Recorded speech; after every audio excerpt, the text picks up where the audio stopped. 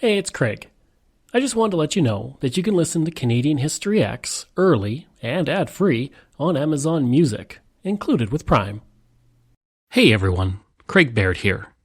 Before I begin today's story, I want to take a moment to ask you to check me out on Patreon.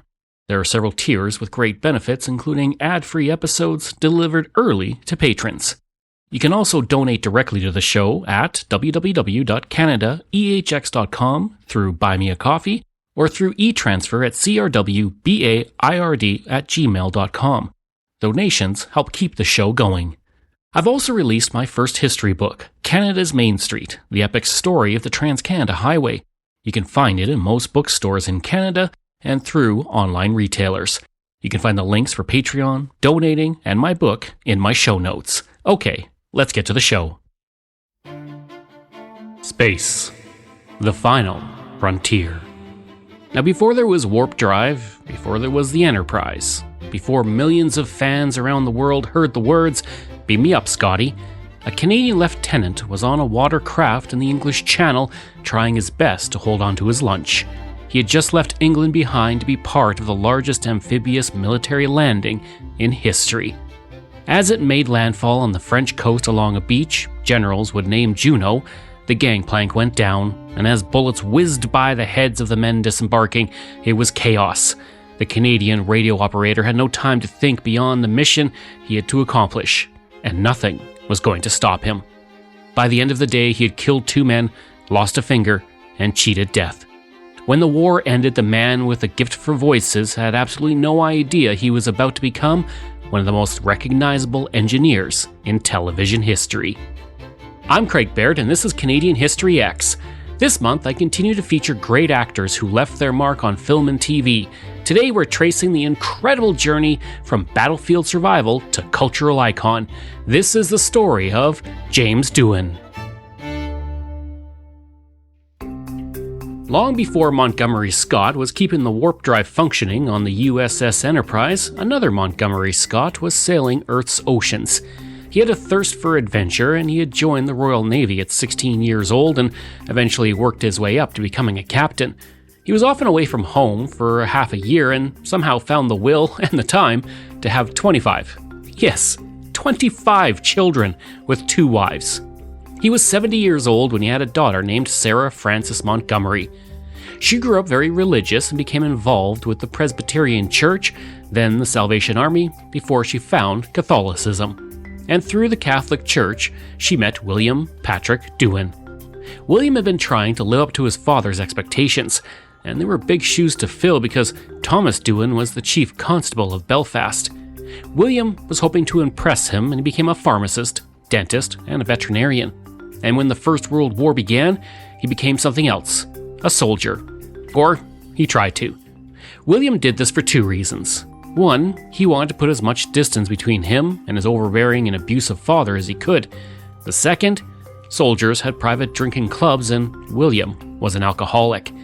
He was denied service in the Irish militia because the government wanted him to remain a civilian.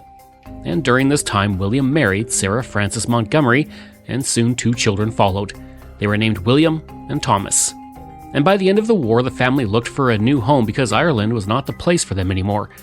William wanted to go to South Africa, while Sarah wanted to move to Canada. Sarah won, and the family boarded a ship and disembarked on their journey to Canada in late December 1919. Joining them on the trip would be James Doohan, who was yet unborn. The family landed in Halifax on June 1st, 1920, and then they journeyed on a train across the country to Vancouver.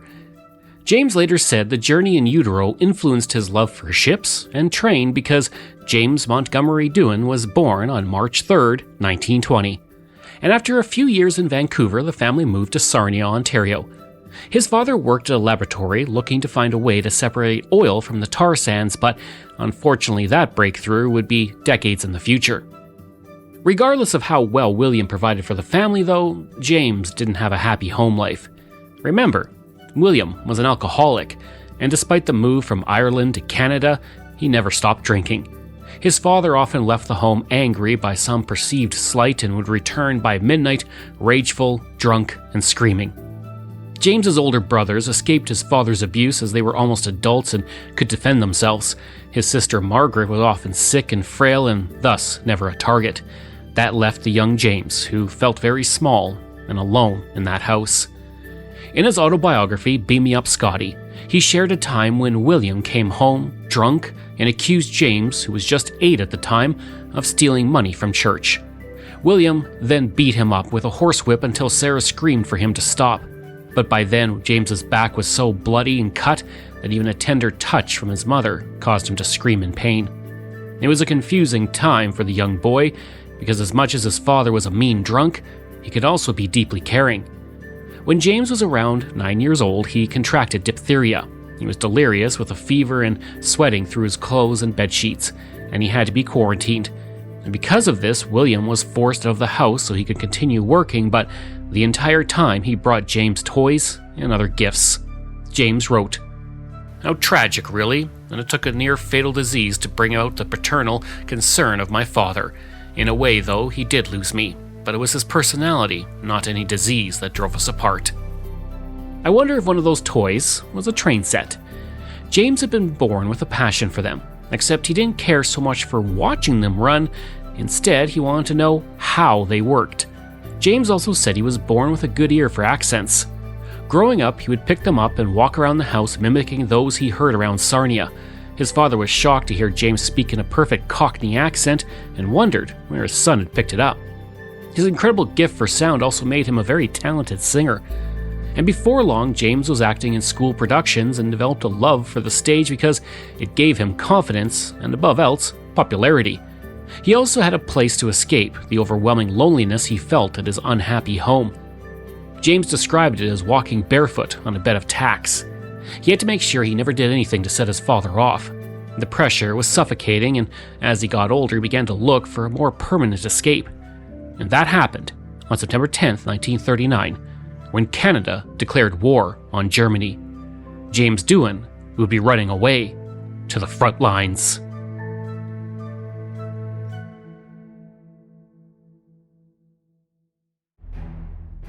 James Doohan wasted no time in joining the fight against Germany. His army number was A17111, which meant he was the 11th person to join up in Military District Number 1.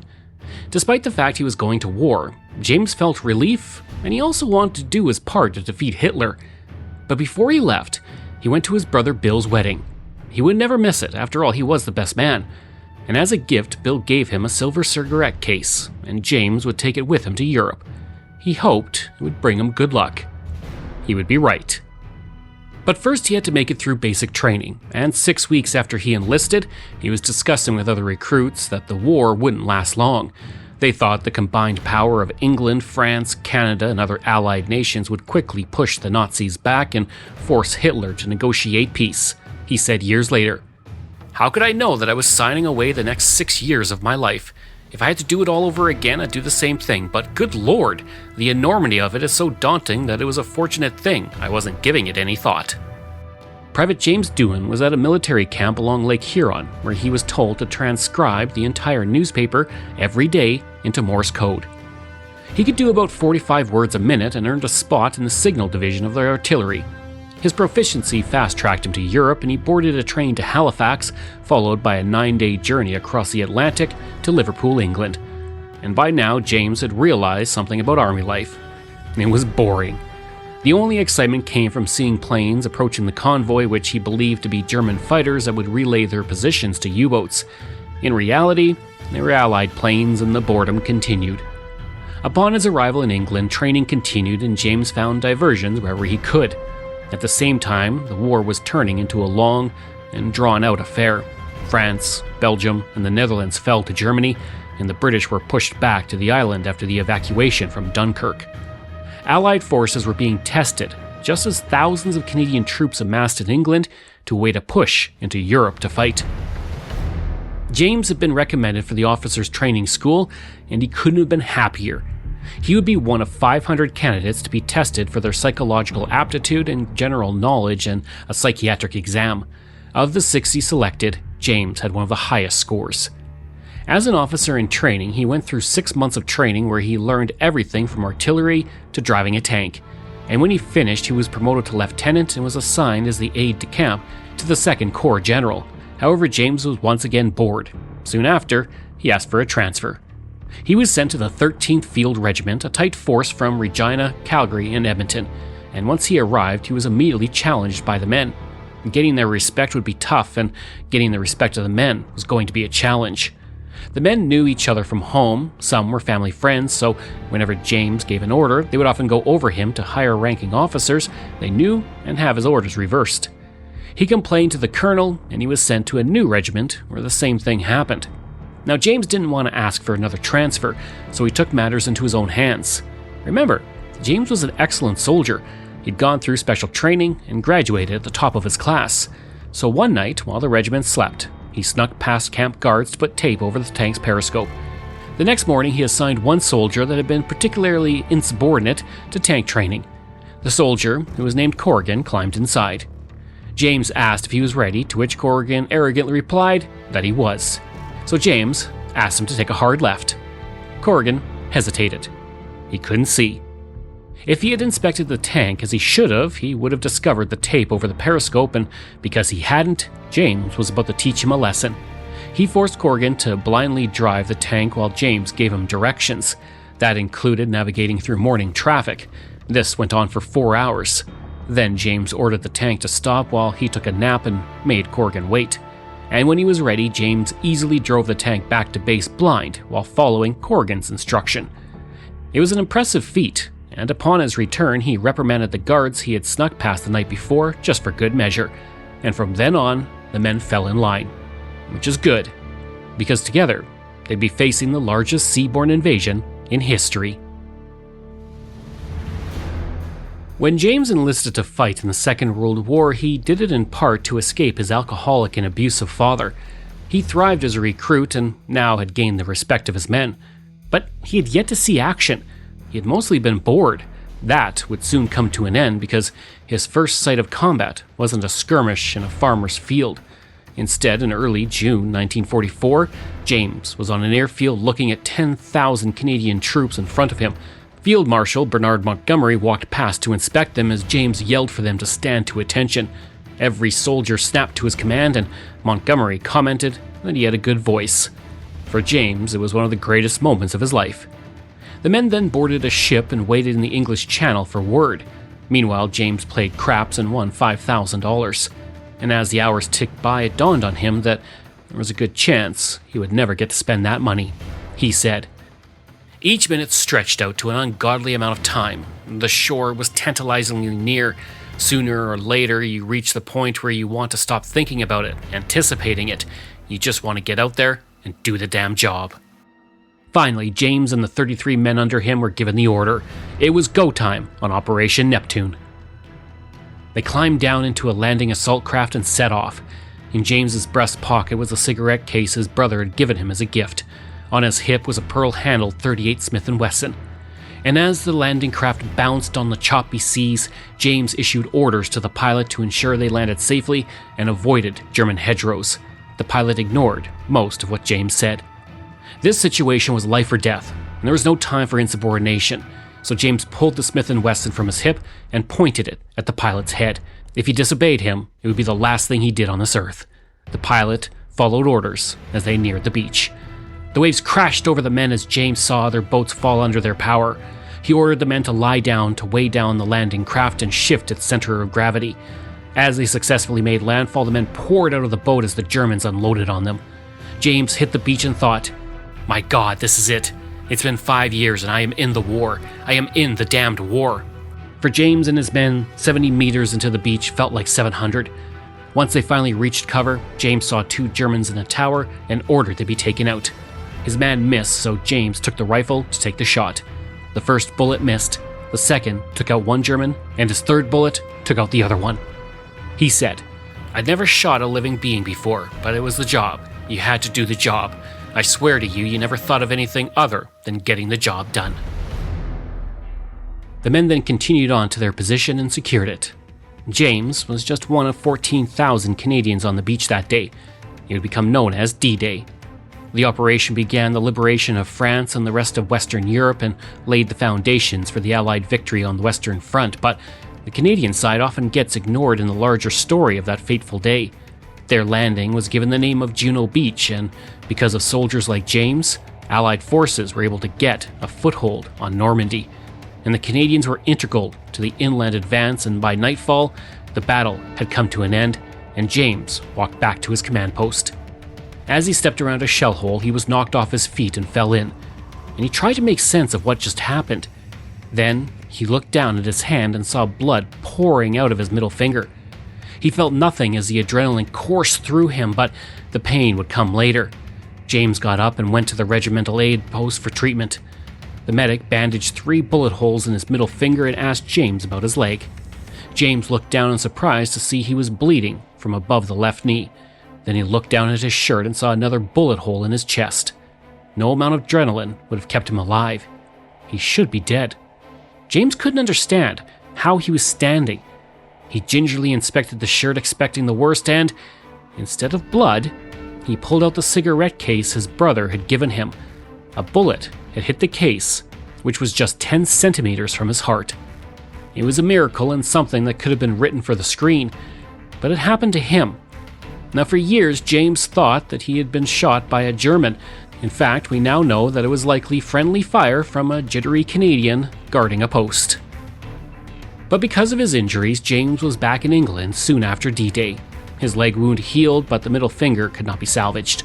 James spent the remainder of the war in England, where he attended elementary flight training school, but he never saw combat again. Although he was able to fly generals and other personnel into Europe once the Allies occupied the area. And before he knew it, he was faced with the end of the war on VE Day in May 1945. And now James was thrust into the unknown. He'd be returning to Canada, but what was he going to do with his life? In late 1945, James enrolled in the Veterans Administration School. He was pursuing chemistry, and one night around Christmas time that year, he closed his books and turned on the radio. It may have been one of the worst radio shows he had ever heard. James thought he could do better, so the next day he went down to CFPL, a radio station in London, to record himself reading Shakespeare. When he finished, the technician said he sounded great. James asked him if he knew what he should do, and the tech handed him a brochure for the Academy of Radio Arts that had just serendipitously arrived that day at the station. And by the following Monday, James had enrolled in the Academy, which was run by Lorne Greene.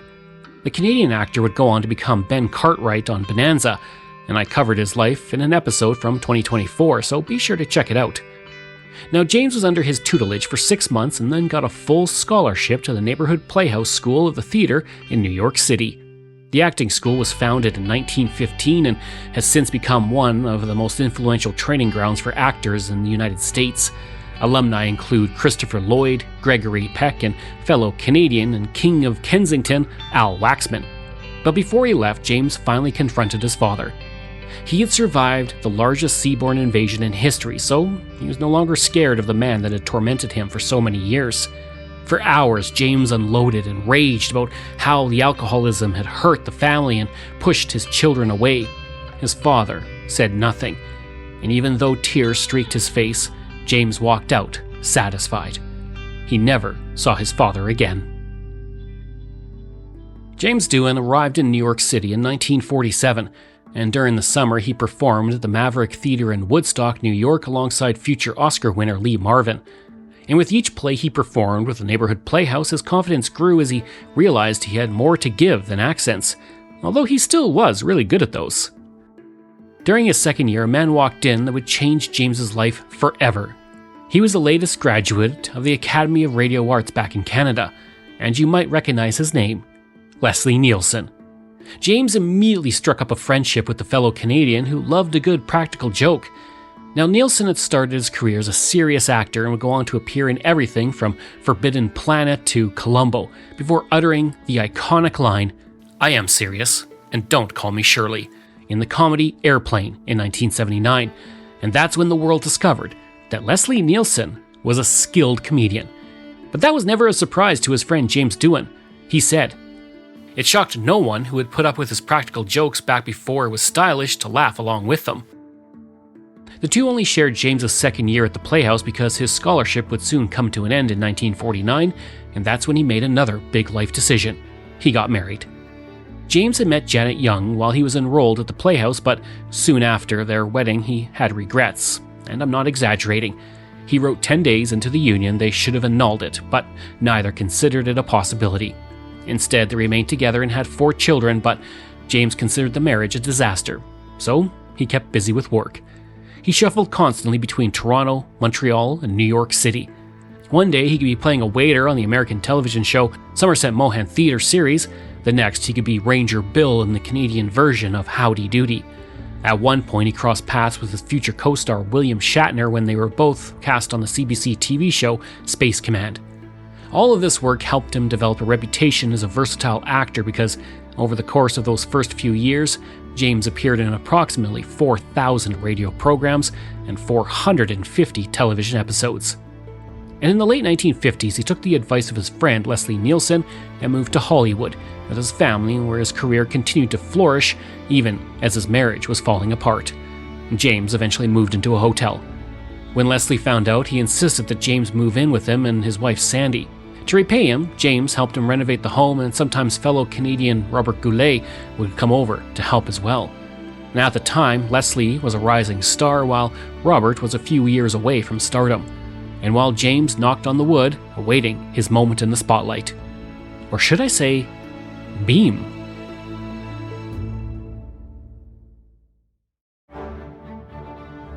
Gene Roddenberry had conceived a new science fiction television series which he described as a western in outer space, or as a wagon train to the stars.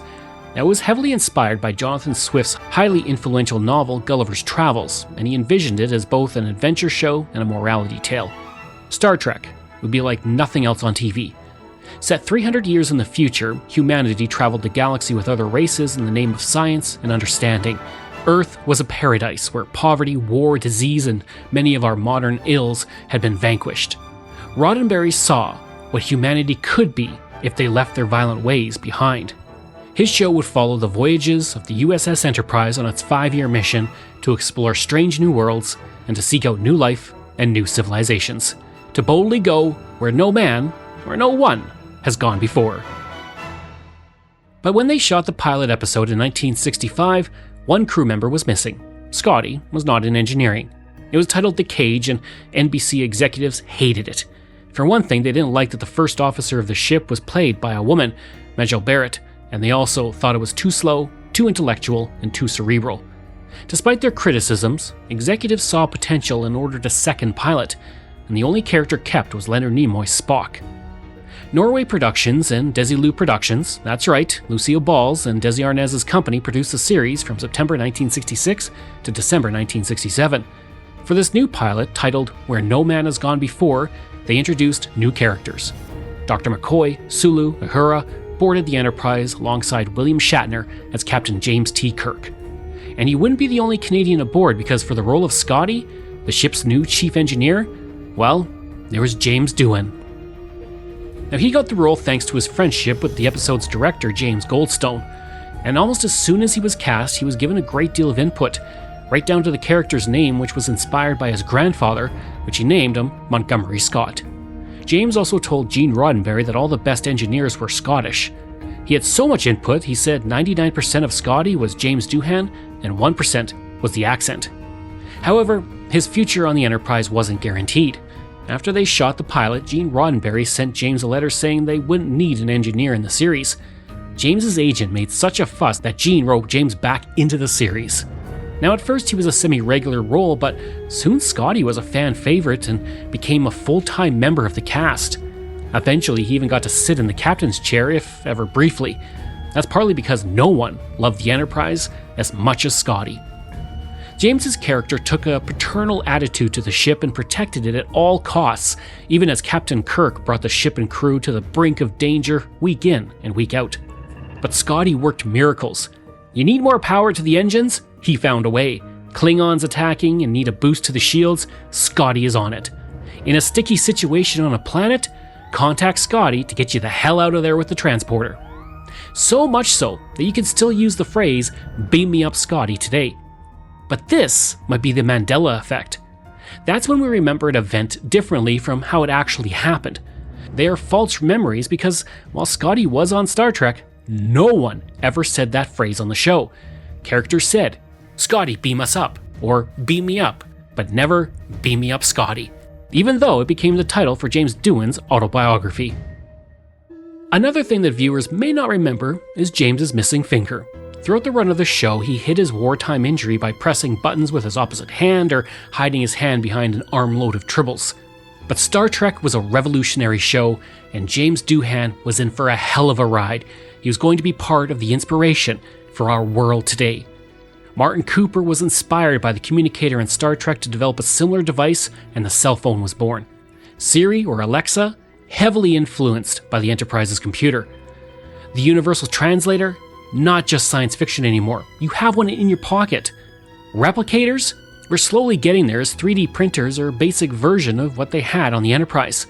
Scientists have even begun working on transporters and have succeeded in transporting light particles a short distance. The influence of the show is immense. And through it all, James developed lifelong friendships, and no one was closer to him than George Takei. The two often went out to dinners together, and James considered him one of his best friends for the rest of his life. But the two never gelled with William Shatner. In his autobiography, James said, "I have to admit, I just don't like the man."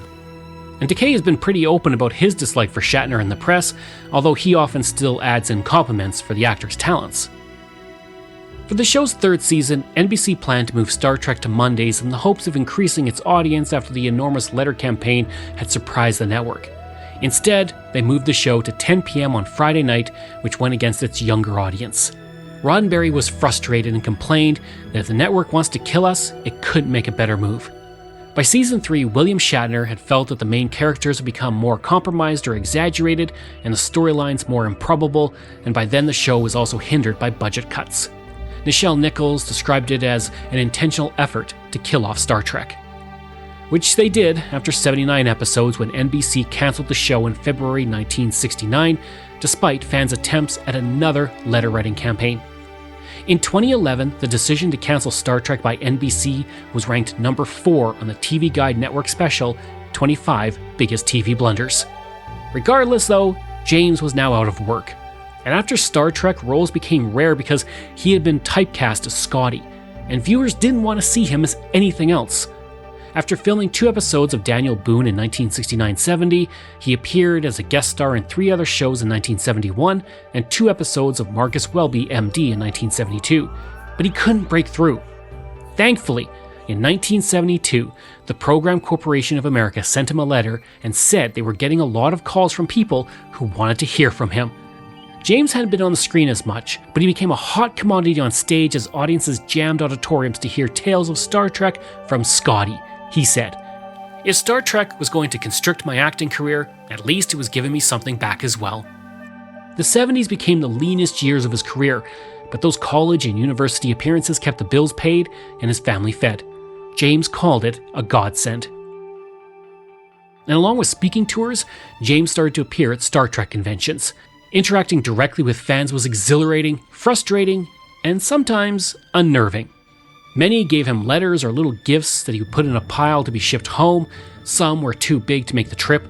One woman gave him a 5-foot by 9-foot painting of the entire Star Trek cast. James eventually convinced her to donate to the public library. Fans asked him questions about how the transporter worked and how antimatter was contained or what powered a phaser. All he could tell them was that in 300 years, scientists would have figured it all out. But not all the interactions were positive. At one convention in Boston, a man showed up in full camouflage carrying a weapon, asking for James. In Orlando, one guy found his way into James's hotel floor looking for him, and another individual asked James for some of his blood. He naturally said no. But what all of these experiences showed was that it was evident people were still interested in Star Trek. And so, NBC complied. Sort of. Star Trek the Animated Series debuted on September 8, 1973, and ran for 2 seasons on Saturday mornings. The entire cast was back for the 22-episode run, and James's knack for accents came in handy because he could play multiple roles and get pretty good paychecks. It was critically acclaimed and ratings were high, but those watching weren't children, who the advertisers wanted to try and reach. They were adults. Because of it, the show was cancelled in 1974, but by then Star Trek's popularity couldn't be denied. The original show had grown massively popular in syndication. In 1972, the Associated Press described it as a show that won't die, as the series had been sold in over 150 domestic and 60 international markets. That prompted Paramount and Roddenberry to begin developing a film in May 1975. The film was supposed to be the first major Hollywood adaptation of a television series that had been off the air for nearly a decade. They were hoping to retain its original principal cast, but the actors were anxious about the constant delays and had to accept other acting offers while Roddenberry and the studio worked it out. And as Paramount executives' interest waned, Roddenberry, backed by fan letters, applied pressure. On March 28, 1978, Paramount assembled the largest press conference held at the studio since Cecil B. DeMille announced he was making the 10 Commandments to say that Robert Wise would direct Star Trek, the motion picture. Star Trek the Motion Picture opened in the United States and Canada on December 7, 1979 in 857 theaters and set a box office record for the highest opening weekend gross. Roddenberry, Wise, and the entire cast were on hand at the world premiere of the movie a day earlier, and it would be the first of many over the next decade because 6 other movies would be released featuring the original cast. Some were good, some were bad. The Wrath of Khan? It's a masterpiece. The Final Frontier is a dumpster fire. But that meant James was getting regular paychecks from the movies, so he took less roles over the 1980s and 1990s. He did appear as a guest star in shows like Fantasy Island, Danger Bay, and MacGyver. In the Ben Stiller show, he appeared as himself. Other times, he was a version of Scotty, like on Bill Nye the Science Guy. 30 years after the show went off the air, his character was as popular as ever.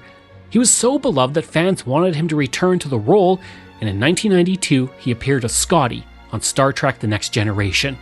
In the episode titled Relics, the crew of the USS Enterprise D discovered that Scotty had suspended himself for 75 years in a transporter buffer after his ship crashed into a Dyson sphere. Now, upon his rescue, Scotty attempts to find his place, but he feels in the way and a nuisance to those around him. But in the end, his old-fashioned know-how helps save the Enterprise from the same fate that had its crashed ship. Today, it's considered one of the best episodes of Star Trek ever made, and it remains one of my favorite episodes of The Next Generation. James made one more appearance as Scotty in 1994 for the film Star Trek Generations, which was the first movie to feature the cast of the Next Generation TV series. Meanwhile, he continued to attend conventions every year, and during this time he also played Damon Warwick in 20 episodes of The Bold and the Beautiful and did voice work on shows like Duckman. But by the early aughts, he began to slow down. He made his final convention appearance in August 2004, during which time he mended the decades-long fractured relationship with his former co-star, William Shatner. On July 20th, 2005, James Doohan died in his home due to complications of pulmonary fibrosis. 3 years later, 7 grams of his ashes were launched into space on a Spaceloft XL rocket. The capsule orbited the Earth before it came back down, with the ashes still inside. A year later, private astronaut Richard Garriott smuggled some of James's ashes to the International Space Station and placed them under the floor of the Columbus module. And in 2012, a small urn carrying more of his ashes were flown into space in the Falcon 9 rocket. And James Doohan didn't just inspire astronauts, he inspired the youth to become engineers. When James heard that a young fan had contemplated suicide, he convinced her to come to his next convention appearance. She did, and he spent several minutes talking to her. The experience was so transformative for her that she went on to become an electronic engineer. Then in 1993, students at the Milwaukee School of Engineering were asked what inspired them, and about half said Scotty, who they saw as an engineer who wasn't in the background, doing boring tasks. He was a hero that had a meaningful and important job on the flagship of the United Federation of Planets.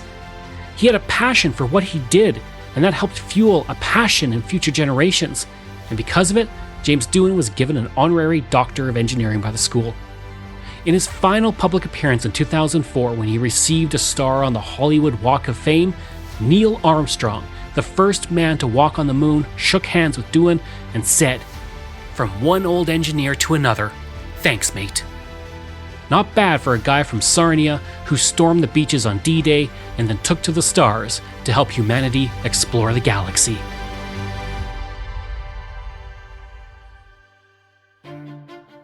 This show is researched, produced, and written by me, Craig Baird, with the help of Dila Velasquez. Audio production by Corey Price. If this is your first time listening and you like what you heard, please take a moment and give us a 5-star review to help other people find these amazing stories. And there are so many for you to sink your teeth into. If you enjoy this podcast, then please check out my other podcasts, From John to Justin, Canada, A Yearly Journey, Pucks and Cups, and Canada's Great War. We love hearing from you, so if you have a show topic you want me to cover, email me at craig@canadaehx.com or stop by my website and social media. I'll include all of those in my show notes. Until next time, I'm Craig Baird, and this is Canadian History X.